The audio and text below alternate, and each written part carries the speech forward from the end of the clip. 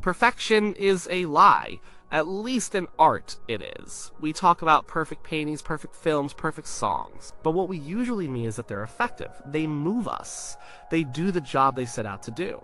The real sterile mathematical perfection is often cold. It's inhuman. It's the sound of a computer playing a symphony exactly as written. There's no soul in it. The soul is in the flaws. It's in the painter's brushstroke that went a little outside the line.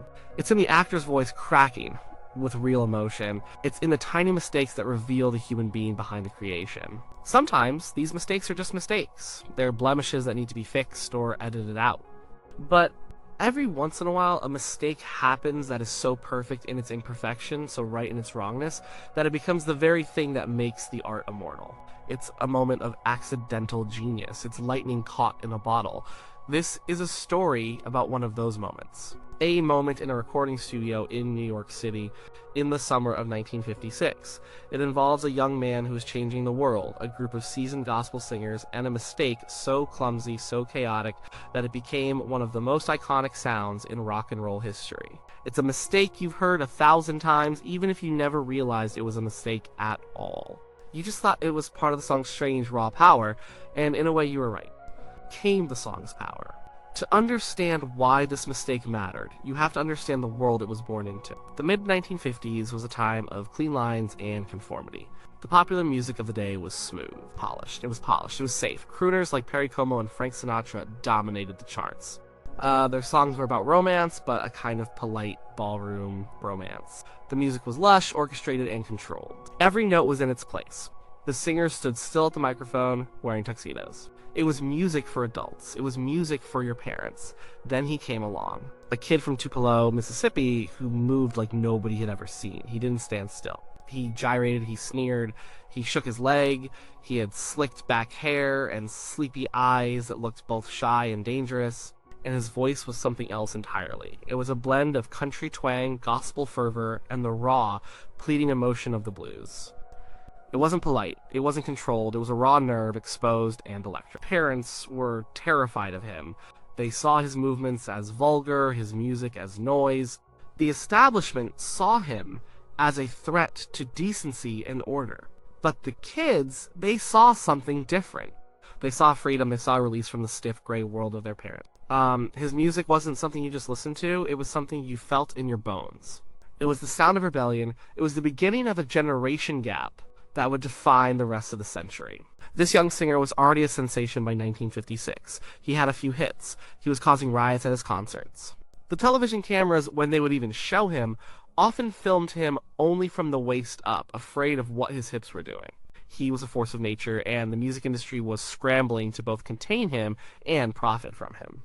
He was signed to a major label, RCA, which was used to recording those smooth, polished singers. They weren't quite sure what to do with this kid's untamed energy. They just knew they had to capture it. So, on a hot day in July, they brought him into their New York studio. The plan was to record a new single. The song they chose wasn't even his. It wasn't written for a rebellious young man. It was written a few years earlier for a woman. A big, powerful blues singer. Her name was Willie Mae Thornton, but everyone called her Big Mama.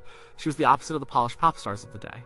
She was a force of nature in her own right, a veteran of the rough and tumble world of rhythm and blues. Her version of the song, recorded in 1952, was a masterpiece of slow-burning, guttural blues. It's a woman's song through and through. The lyrics are a complaint, a dismissal of a worthless, cheating man. A hound dog. She sings it with a world-weary growl. The music behind her is sparse, just a slinky guitar and a heavy, plodding drum beat. It's menacing, it's powerful, it feels real. It's the sound of a woman who has had enough and is showing a man the door. The song had been a hit on the R&B charts, what they used to call race records. It was music made by and for black audiences, and it rarely crossed over to the mainstream white pop charts. But the young man had heard it. He'd heard a different version of it, a slicker, faster version performed by a lounge act in Las Vegas. He took that faster tempo, but he poured his own raw energy into it. He transformed it. In his hands, the song was no longer a woman's lament. The lyrics, when sung by a man, didn't make much sense anymore. You ain't nothing but a hound dog, crying all the time. You ain't never caught a rabbit, and you ain't no friend of mine. Sung by a man to, presumably, a woman, the words lost their original sting. But it didn't matter. The song was no longer about the words, it was about the feeling. It was about the sound. It was an explosion of pure, defiant energy. Back in the studio, the session was tense. This was a big deal. They were trying to capture this energy on tape, to bottle this lightning. With him were his trusted musicians, a guitarist with lightning-fast fingers, a bassist who slapped his instrument with percussive force, and a drummer who drove the rhythm relentlessly. They were a tight unit honed by countless live shows. They knew how to create a storm of sound. But RCA wanted something more. They wanted a more polished sound for their new star. So they brought in a group of professional backup singers. This was the Jordanaires, a gospel quartet from Nashville. These guys were pros. They were known for their smooth, perfect harmonies. They sang on countless country and gospel records. They were precise, they were clean, they were the absolute opposite of the raw, chaotic energy their new client was famous for. Their job was to add a layer of professional sheen to his wild performance. They started recording the song. Take after take, they were trying to get it right. The young singer was giving it his all, his voice snarling and hiccuping, full of raw power. His band was on fire, laying down a frantic, driving beat. The guitarist unleashed a blistering, razor-sharp solo. Everything was clicking. The energy in the room was electric. And then it happened. After the guitar solo, there's a break. The music stops for a second and then crashes back in. This is where the backup singers were supposed to come in with their smooth, perfect harmonies. They were supposed to add a cool, controlled hoo-wah. They were supposed to be the calm in the storm, but they weren't. What came out was not a smooth harmony. It was a jumbled, chaotic mess of sound. It sounded like they all started singing at different times. It sounds like a car sputtering to a start. You can almost hear them bumping into each other vocally. It's a flurry of nonsensical syllables, a garbled cascade of noise that sounds something like rabadoo-badoo-badoo rabadee-da. It's a mess. A complete, unadulterated, glorious mess.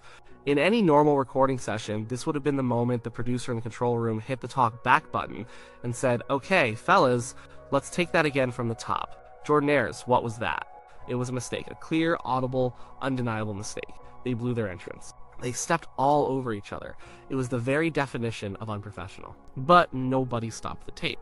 The singer kept going, unfazed, launching back into the verse with even more fire than before. The band crashed back in behind him. They finished the take, and in the silence that followed, someone in that control room, maybe the producer, maybe the engineer, maybe the singer himself, had a moment of pure genius. They recognized that the mistake wasn't a mistake at all, it was magic. Why? Why did this clumsy, chaotic moment make the song not just good, but legendary? First, it perfectly mirrored the spirit of the singer himself. His entire performance is about breaking rules. His voice is raw and unpolished. His energy is wild and untamed. A set of perfect, clean, barbershop quartet harmonies would have been completely out of place. It would have felt tacked on, like putting a tuxedo on a wild animal. The vocal mess from the Jordanaires, however, was the perfect complement to his chaos. It was as if his wild energy was so infectious that it even caused the consummate professionals in the room to lose their composure, to get swept up in the frenzy and forget their lines. The mistake made the whole performance feel more real, more spontaneous, more out of control. It was the sound of disciplined musicians coming unglued, and it was exhilarating. Second, it provides a moment of comic relief. The song is relentless. It's a high-speed assault of drums, bass, and snarling vocal. The guitar solo is sharp and aggressive. It's pure tension and release. The garbled vocal backup acts as a bizarre, funny little pause in the middle of the onslaught. It's so unexpected and goofy that it makes you smile. It's a human moment. It's a wink to the listener that says, we're not taking this too seriously. This is just about having fun. That little bit of levity makes the song's aggression even more potent. It gives the listener a second to breathe and laugh before being thrown back into the storm. Third, it became an unforgettable hook. You remember that part. It's weird. It's unique. It's not something you hear in any other song. Think of all the backup vocals from that era. They are almost always interchangeable, oohs and ahs. They are pleasant background noise. But this part jumps out of the speakers and grabs you. It's a sonic signature. Like decades later, you can hum that little piece of nonsense vocal and people know exactly what song you're talking about. The mistake gave the song a personality that no planned, polished vocal ever could have. And finally, and perhaps most importantly, that mistake captured the very essence of what rock and roll was all about. Rock and roll wasn't supposed to be perfect. It wasn't classical music. It wasn't polite dinner music. It was the sound of teenagers letting loose. It was about raw emotion, not technical precision. It was about energy, not elegance. That one moment of flawed, chaotic human error is a perfect metaphor for the entire genre. It was a happy accident. It was the sound of things falling apart in the best possible way. The decision to keep it on the record was a revolutionary act. It was a declaration that feeling mattered more than perfection. It was a statement that the raw, exciting, unpredictable moment was more valuable than the clean, safe, and correct one. The record was released, mistake and all, and the world went crazy. It shot to the top of the pop, country, and R&B charts simultaneously, a feat that was almost unheard of. It became one of the best-selling singles of all time. It cemented the singer as the undisputed king of this new musical movement. He performed it on national television. In a performance so controversial, it would become legendary. The song became his anthem, the soundtrack to a cultural revolution, and that little mistake is part of its DNA. It's a piece of the magic. It's a reminder that sometimes the best things in life and in art are not planned. They are not rehearsed. They just happen. They are the moments when the facade of control slips and something real and human shines through. It's the crack that lets the light in.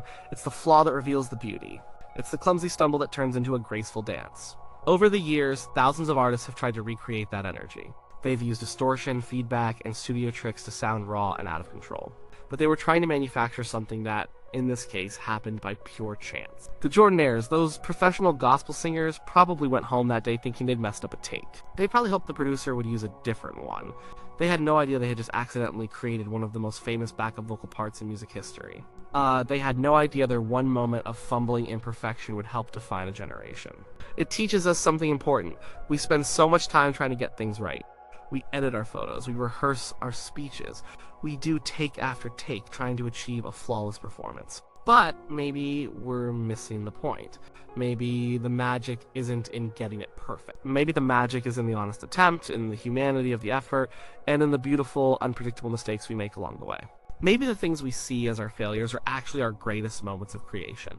It's the sound of 4 professional singers getting swept away by a hurricane of youthful energy. It is the sound of a mistake that was too good to throw away. It is the sound of rock and roll being born, not in a perfect chord, but in a glorious, jumbled human mess. The song, of course, was Hound Dog.